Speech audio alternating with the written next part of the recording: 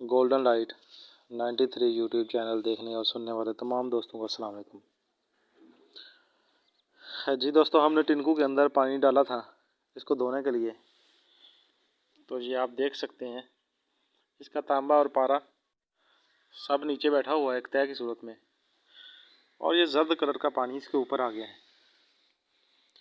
अब एहतियात के साथ हम इस पानी को अलग कर लेंगे।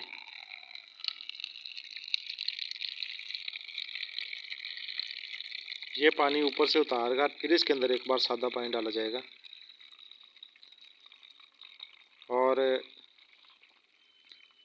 जब ये मुकम्मल तौर पर फिर तयनशीन हो जाए तो फिर इसे निकालेंगे और खुश्क करके फिर इसका वज़न किया जाएगा, ताकि हमें तांबे और पारे का वज़न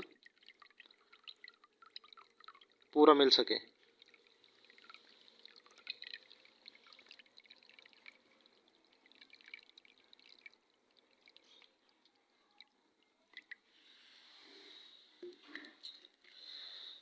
अब इसके अंदर मज़ीद एक बार पानी ऐड कर देते हैं,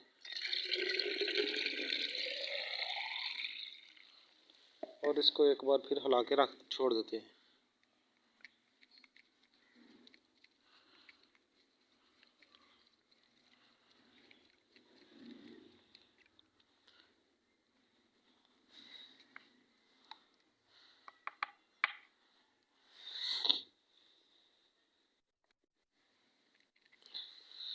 ये सारा दोबारा महलूल हो गया है।